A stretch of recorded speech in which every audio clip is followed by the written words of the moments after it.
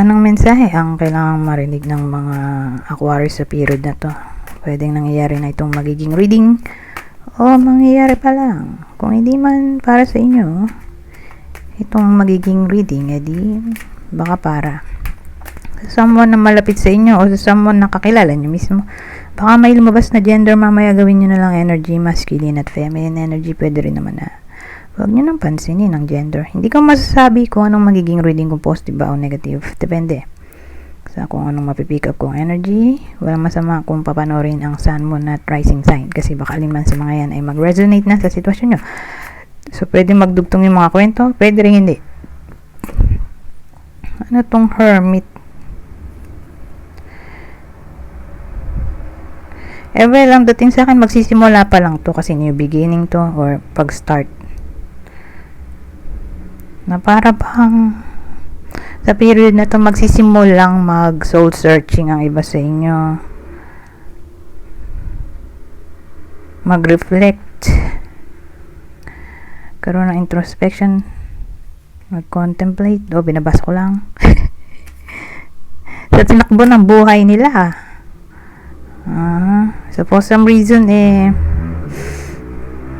kakaroon ng reassessment, re-evaluation na maaaring mangyari sa period na to o pag-compare ng past sa present in a way na dahil sa comparison malalaman nila yung hindi na nila dapat i-continue from past to present or something na kailangan nilang baguhin na nangyari sa past.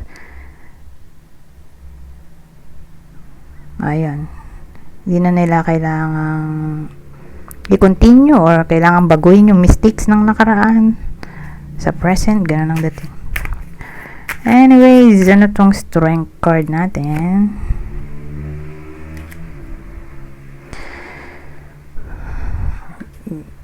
So yung strength card natin clarify ng ano ba to? Six of Pentacles. Kaya baliktad siya.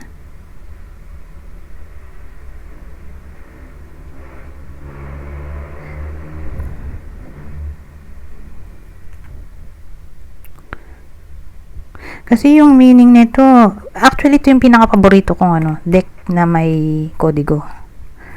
Kaya lang minsan kino-question ko rin yung mga nakalagay.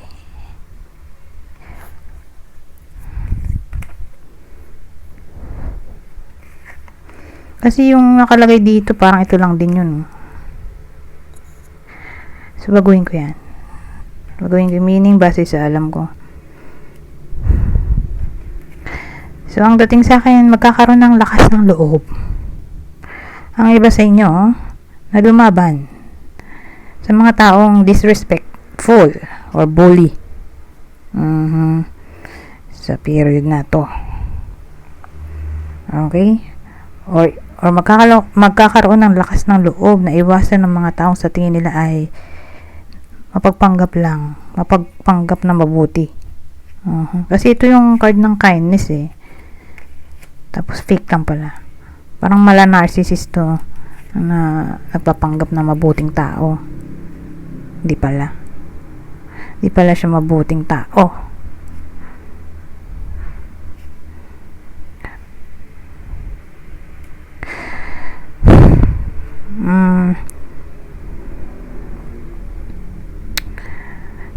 Wala na maisip pa. Ngayon, ibang case.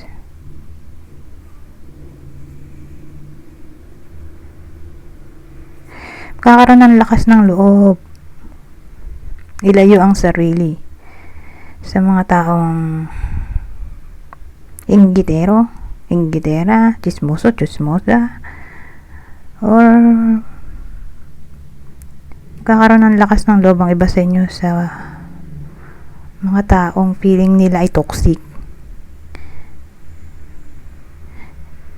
So, sa madaling salita, importante ang intuition sa period na to.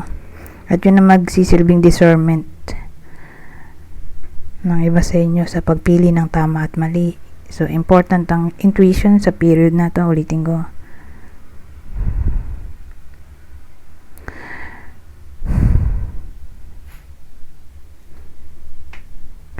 pwede rin lakas ng loob na maging frugal o maging matipid. Pwede rin dito. Anyways, ano to? Backstabbing o betrayal. Ano ba yan? Enemies? Ano kaya tong, ayan. Ano kaya tong Ten of Swords. So, yung Ten of Swords natin, kinalarify na Six of Cups.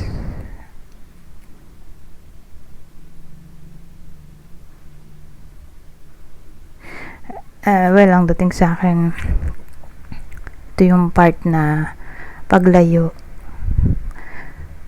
o pag-end sa mga tao, pag-end ng connection ba sa mga taong naging kaaway, na parang bang kung magbalik ulit itong mga taong nakaaway ng iba sa inyo pero nagkabati pa. Kung sakaling ma-meet nyo sila somewhere, mag-reconnect, all of a sudden, na para bang hindi in-encourage na ipagpatuloy pa ulit ang naging connection, lalo't nagkaroon na ng lamat. Dahil nga nag-away, di ba? Nag-away na dati. Ganun dating sa akin dito, oh.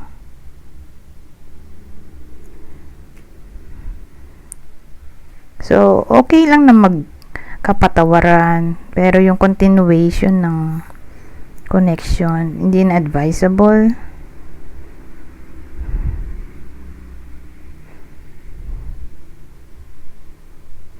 Ganun dating. So, sasama dyan yung ex. So, pag ganyan, di move on na talaga. Yun yung advice sa period na to.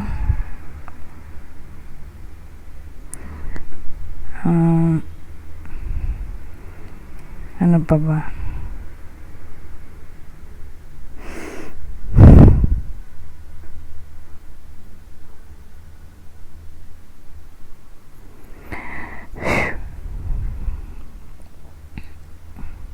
Ngayon,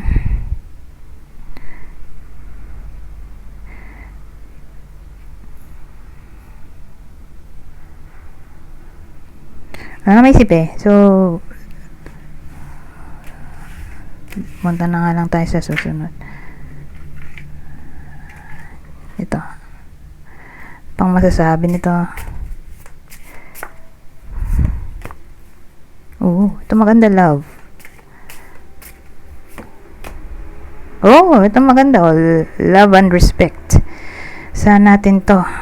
In general na. Ha? Kasi hindi naman pag sinabi mong love pang relasyon lang. Siyempre love overall sa humanity, 'di ba? Love at respect sa humanity. So in short, asahan natin ang harmony dahil may love and respect.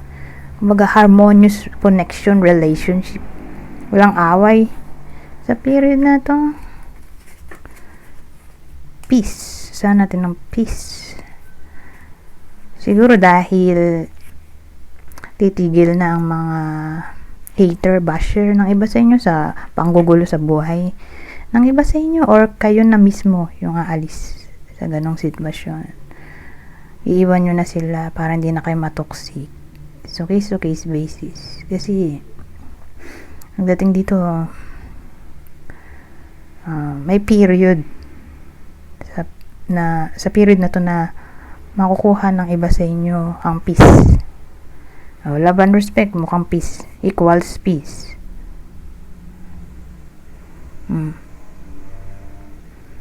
So again, depende kung lulubayan na kayo ng hater nyo or kayo yung lulubay or aalis para hindi nyo na sila makita at hindi na mag-away. So dahil wala nang drama, edi may peace na, di ba? Anyways, hanggang dito na lang. Goodbye for now.